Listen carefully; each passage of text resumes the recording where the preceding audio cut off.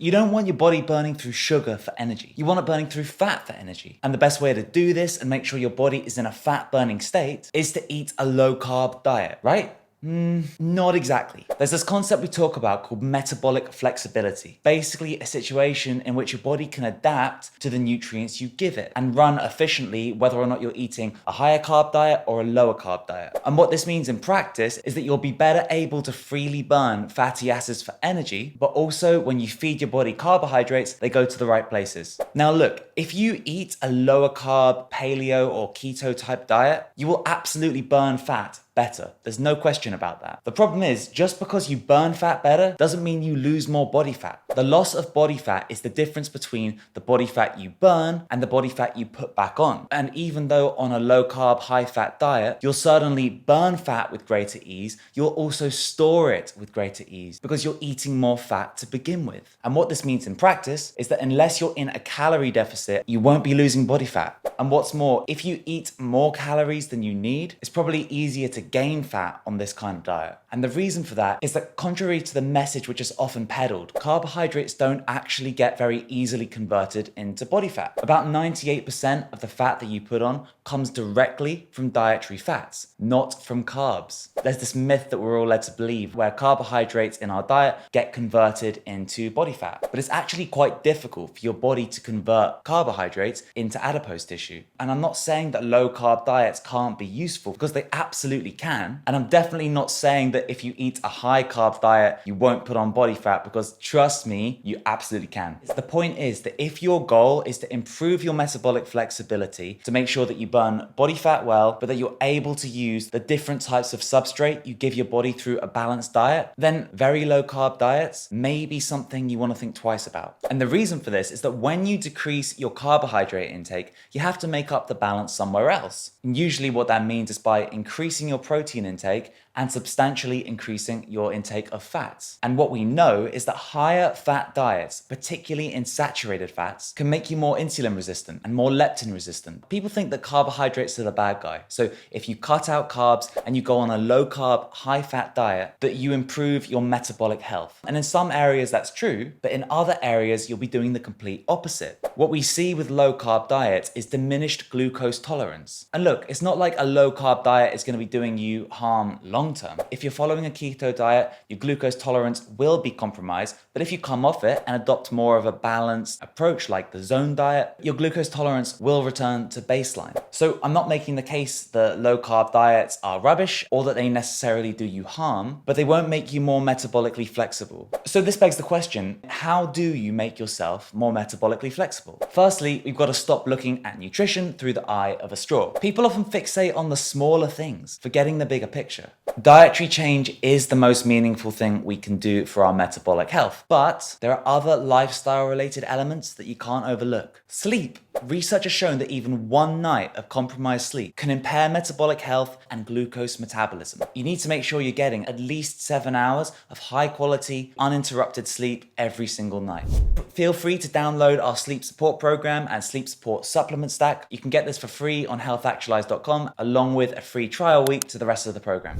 Exercise. When you exercise enough and when you don't live a sedentary lifestyle, your ability to burn fat increases, your likelihood of storing fat decreases, and your ability to store carbohydrates as glycogen instead of the threat of overspilling them into fat stores also increases. So make sure your day-to-day is active, and even if you work in a relatively sedentary job, check the health app on your phone and aim for at least 8,000 steps. Ideally 10,000, but 8's a sensible start point. And make sure that you're getting a combination of both resistance training and cardiovascular exercise across your week. Ideally 3 sessions of each, but any progress is progress. And I realized that for a lot of people who are going to the gym once or twice a week, or maybe not even at all, 6 workouts across the week might be a little overwhelming to begin with. Even increasing your workout frequency from once a week to 3 times a week, or from twice a week to 4 times a week, is going to make the world of difference for your metabolic health. Protein intake. You need to make sure your dietary protein intake is high enough, because most people aren't eating enough. If you're someone who is more of a metrics-based person who likes to track track their food, a good start point is about 1 gram of dietary protein per pound of lean body weight. But not everyone is in the macronutrient tracking game or uses calorie tracking apps, and I don't recommend these to everyone. So another way of assessing your protein intake is to be consuming approximately 6 palm-sized portions of protein-rich foods across your day. Meat, fish, tempeh, tofu, seafood. It's not the most specific way to go about it, but it's a really good start point if you're realistically not going to track your food. Fiber. I'm never shutting up about fiber. A good rule of thumb is 3 fiber-rich sources with every single meal. That could be 2 servings of vegetables and a fruit. That could be 1 serving of legumes, 1 serving of vegetables and a fruit, or that could be 3 servings of vegetables. You want to be getting around 20 grams of fiber for every 1,000 calories you eat. So if you're eating a 2,000 calorie diet, that's at least 40 grams of dietary fiber across your day. Make sure you're getting enough micronutrients, that's vitamin and mineral dense foods. Your B vitamins are essential for energy metabolism at the cellular level. Your mitochondria don't work optimally unless they have these cofactors that they need. So we can argue about macronutrients until the cows come home,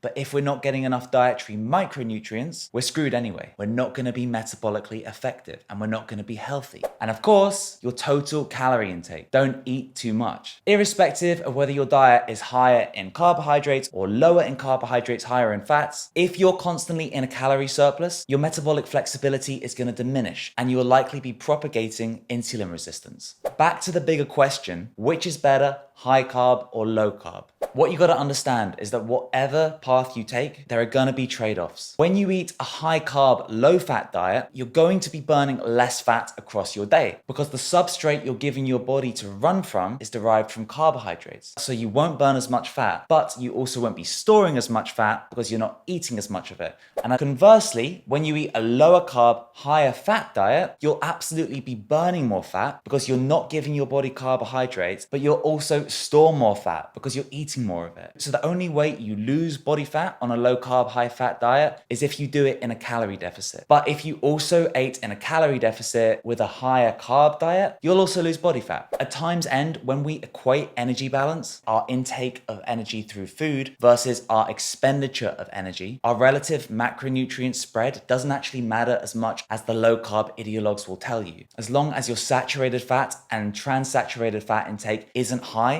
and as long as you're getting enough protein and fiber, we're arguing over the minutiae here. Both approaches can be perfectly healthy. Just to reiterate, I'm not advocating for high carb diets. Certainly if you're metabolically impaired or if you're overweight or if you have markers of insulin resistance through your bloods, then for sure, cutting back on your carb intake is probably going to be a good thing. The thing to remember is that reducing your carb intake doesn't mean eliminating it. We often have this approach where if we know a little bit of something is good, then we kind of assume that a lot of it will be better. And it's like reducing your carbohydrate intake, reducing your sugar intake has benefits. Well, therefore, I'll just cut out carbs because if reducing them helps, then eliminating them must be the perfect way. But that's not how it works. Carbohydrates aren't bad for you. Excessive carbohydrates are bad for you. But then again, so is excessive fat intake. So where do we land?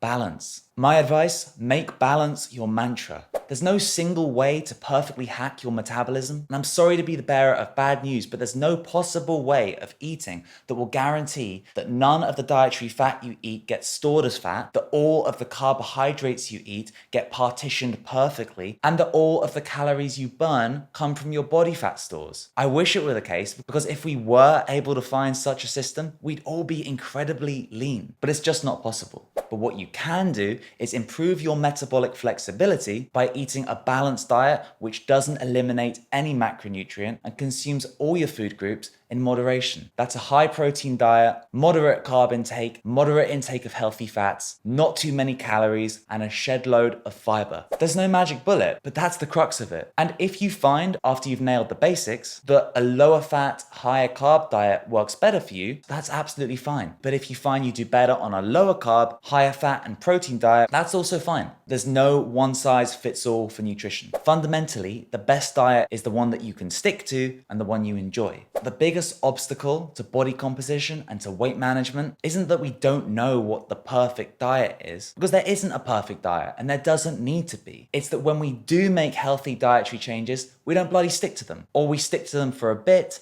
and then go back to our old ways. I see all these people engaging in stupid short-term modalities like juice cleanses, but the point that's completely lost on them is that this kind of stuff will do nothing for you in the long term because it's not setting you up with something you can sustain. It's not conditioning long-lasting habits that you can do every day for the rest of your life. A 90-day diet is not going to do anything for you in the long run. Changes that you can carry forward 365 days a year, that's your golden ticket. Healthy living, developing a lean body, it's not rocket science. It just requires consistency with what you're doing and an ounce of self-discipline. But if you're someone of any degree of character, which I'm sure you are, that's not going to be a problem for you. You just need to keep your dietary approach balanced, track your progress, stay consistent, and enjoy the journey. As per usual, please drop the video a like, subscribe to the channel, and if you have any questions, feel free to shoot me a message or leave a comment below. I appreciate your time, I appreciate you, and if there's anything I can do in the meantime to help you with your health journey, I'm always happy to jump on a call with you